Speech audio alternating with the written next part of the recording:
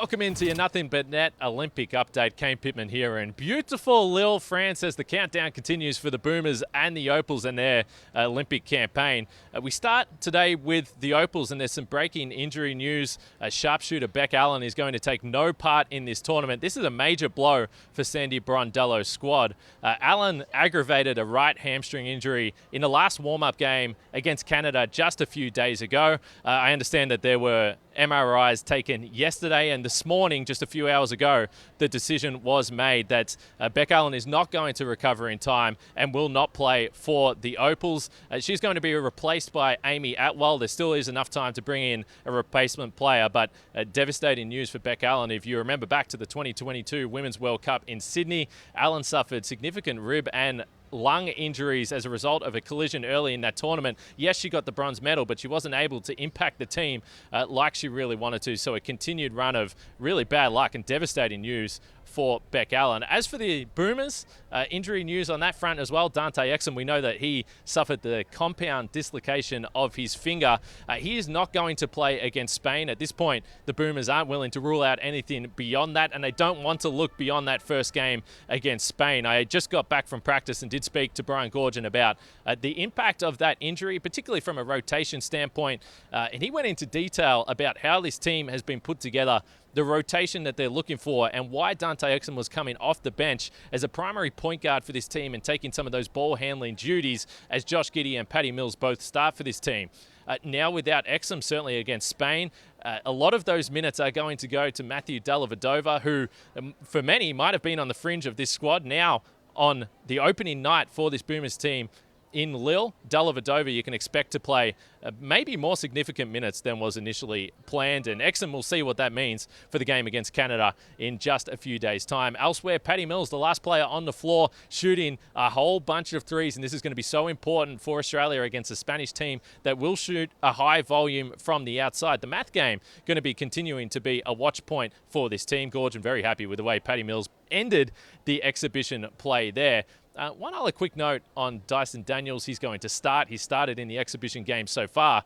And think back to the World Cup last year. Around this time last year, Dyson Daniels barely played minutes.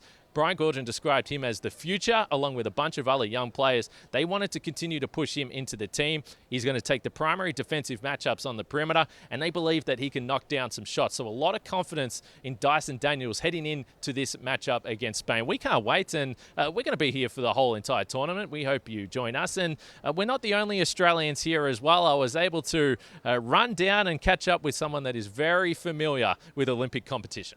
We're just walking through the square, and I heard a man saying hello to everyone and sipping on a beautiful coffee. The great man, Andrew Gaze. How are you, mate? I'm going great. It's how could you not going great when you've got an environment like this? It's fantastic. The Boomers look great. The Opals look really sharp. So it's a lot to look forward to in this beautiful city of Lille.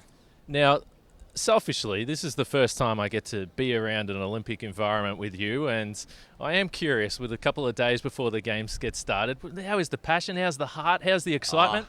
It is off the charts when you are so used to the atmosphere that's created, and every Olympics, the 6 months beforehand, there's always a bit of brouhaha about certain things aren't working, but when you're a few days out, the entire city embraces it. They get right behind it. There's a lot of national pride here, and of course when you walk into a basketball stadium and you see the greatest athletes in the world running around, it really does get the juices flowing, and particularly when our Boomers look like they are playing some very fine basketball. All right, let's get into that, because we just came from practice, and one of the things Gorge said to me was, geez, we're going to be have to be at our best right from the start. But you mentioned some of those warm-up games, and you played France and you played Team USA and Serbia. The warm-ups and the preparation, I think there's reason for optimism. What stood out to you?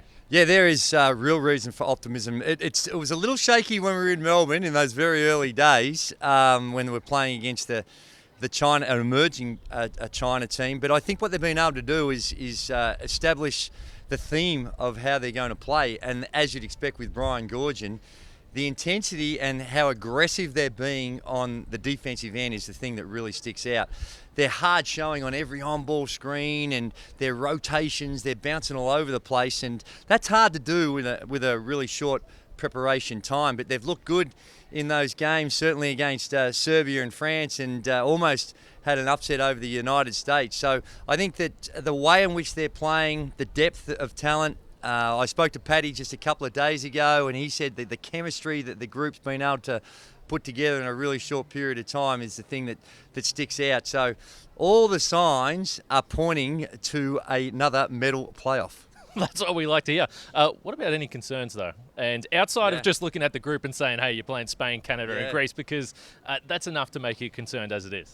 Yeah, it is. And as I was wandering around on my daily walk, I was walking down and... By the way, he just finished off about 10, 12K, I think. Well, I've got the old body, it's hard to tick it over. But as at one of the cafes, there was the coaching staff and some of the managers from the Greek team. And they were, hey, Andrew. So I went over there and I had a chat to them, and they could be not more glowing of what they've seen of the Boomers. And I think that's indicative of all the teams. They've taken notice of what they've been able to do in these preparation games. And as such, for sure, we're not going to catch anyone by surprise. It clearly the respect of the other teams at a really high level. And if we can get off to a good start against Spain, I've been doing a deep dive into the teams as I prepare for the Channel 9 commentary, which is going to be very sharp. Me and Brett and Speed are going to be bringing all the action. What it is that they have a new generation of players coming through with Spain.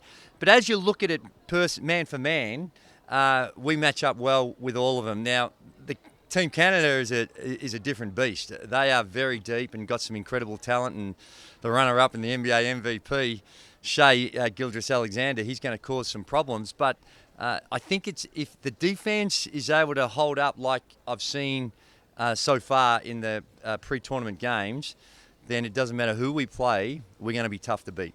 Well, the Greek officials, similar to everyone around Lille, just a little bit on edge, and they don't want to say anything bad about Australia in front of the great man Andrew Gaze. And hey, I haven't seen you for about 14 months. So that's it. You're on the big screen doing the jump, so it's just a pleasure to see you in person. It is, and let's hope that the jump we can get back and have some fun again next season. But if not, it's good to know that you're still prepared to talk to me now that you're this global international guru there with all the different shows you're on and just owning the United States, owning the NBA, and now owning the Olympics. Extraordinary what you've been able to do since you started off as this little bits and piece player on the jump, sitting on the sidelines, cackling away at me and Coach. Now you're the man. Incredible. And some things never change, so we're going to go get some lunch, and I forgot my wallet. Andrew Gaze, pleasure to see you, mate. Plenty to come over the next few weeks here in France. We hope you join us along the ride. You can get all your updates on espn.com.au, and of course watch SportsCentre Australia. The countdown continues Saturday night, the Boomers in Spain.